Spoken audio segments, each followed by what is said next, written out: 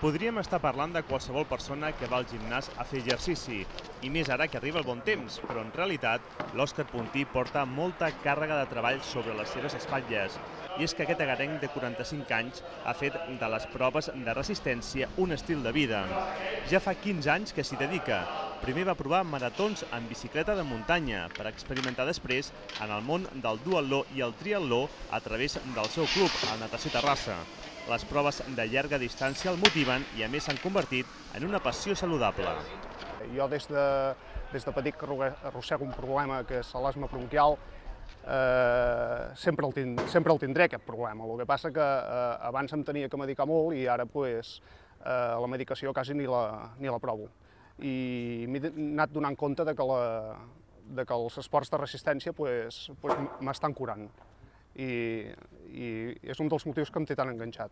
El meu metge particular, que és un metge de pulmó i cor, em va dir que mai ho deixés, això, perquè l'evolució que m'ha vist en mi, de la meva capacitat pulmonar i de la minoria de medicaments que he anat fent servir, m'ha dit que mai ho deixés, Òscar, això. L'Òscar, però, no en tenia prou i el seu cos li demanava més. Va començar a preparar-se per a curses d'ultraresistència, afegint-hi la natació a mar obert. La seva primera experiència va ser el 2009, finalitzant l'Altrimant de Les Angles, a França. És un Ironman que es fa als Pirineus, que la natació es fa en un llac, a Matemala, amb temperatures bastant baixes. Llavors, la bicicleta són 200 quilòmetres amb 5.000 metres de desnivell positiu, són 5 ports de muntanya de primera categoria, molt exigents, i la marató també és de desnivell, 800 metres de desnivell positiu. I vaig arribar a meta somrient, vull dir, va ser molt gratificant, molt gratificant. Aquí és quan em vaig donar compte que volia fer un Ultraman. A partir de llavors, el triatleta del natació es va preparar per a aquest altre repte i la primera oportunitat, posant al límit les seves condicions físiques i psíquiques, ha estat el doble Enduroman de Lanzarote, que es va disputar el 4 i 5 de febrer. Es tracta d'una prova d'ultrafons que consisteix en completar un doble Ironman. La competició incloïa més de 7 quilòmetres i mig de natació, 360 en bicicleta de carretera i 85 de cursa a peu. La preparació, els mesos previs, va ser dura.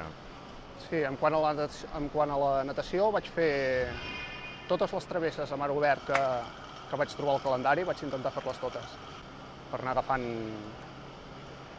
agafant soltura a l'aigua. El que és la bicicleta, en vez d'agafar la bicicleta de carretera, pel temps que feia, que era hivern, em vaig entrenar amb la bicicleta de muntanya. I no ho vaig fer per quilòmetres, ho vaig fer per hores. Em vaig entrenar per hores. Vaig fer molta BTT, moltíssima, tirades de 10 hores. I al corria per muntanya només. L'asfalt no el tocava massa perquè no em motiva gaire l'asfalt. El mal temps, amb forts corrents submarins que feien perillar la integritat dels participants, va obligar l'organització a substituir el tram de natació en mar obert per una mitja marató minuts abans de començar la prova a l'aigua. Però els corrents no van ser l'únic enemic d'aquests atletes.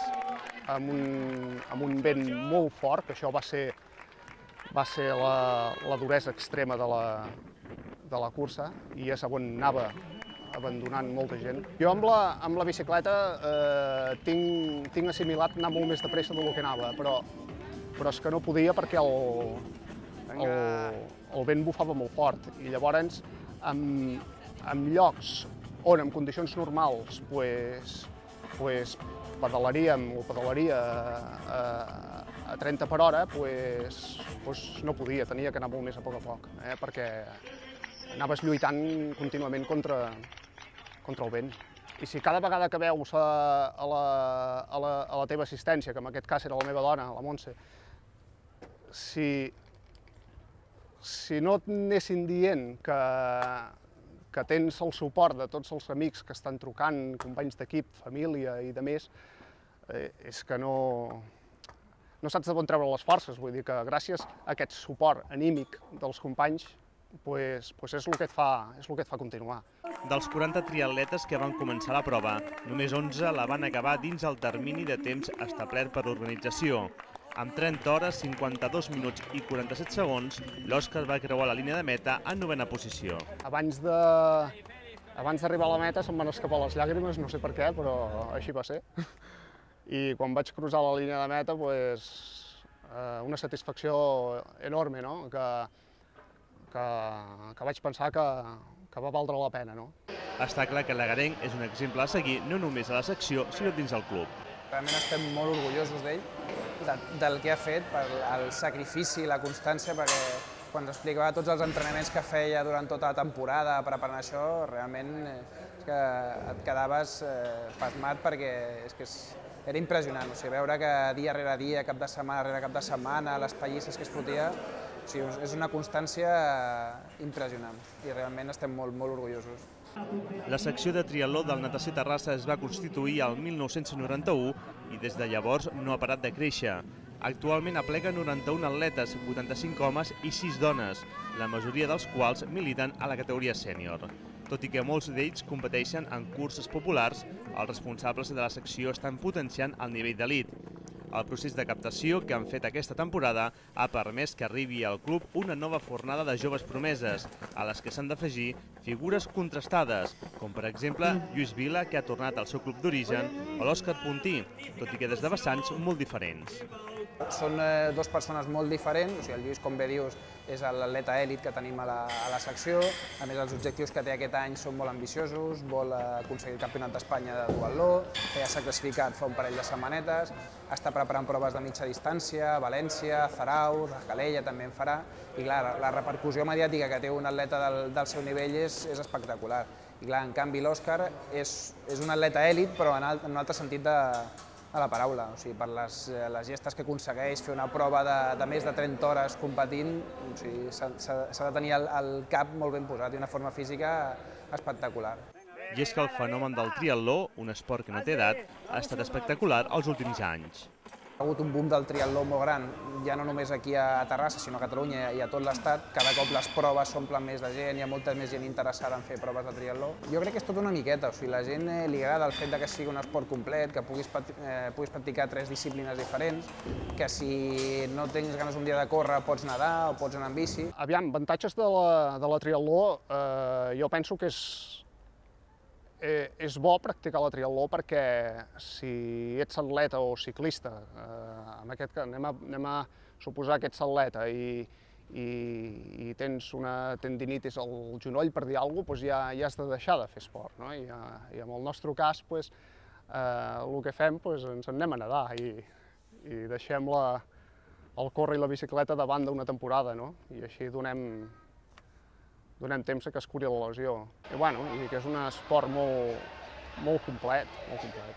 Després d'uns dies de merescut descans, l'Òscar ja torna a escalfar motors, i és que l'esperit competitiu és constant. El coquet competitiu existeix quan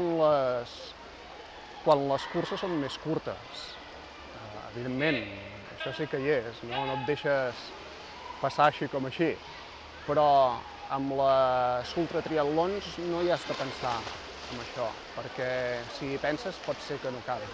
El més segur que aquest estiu tornaré a fer el Ultraman, a Les Anglès, a la Cerdanya francesa, però si tingués una mica de suport econòmic, m'agradaria fer alguna Ultraman més a Anglaterra, a Itàlia, o tornar a Lanzarote.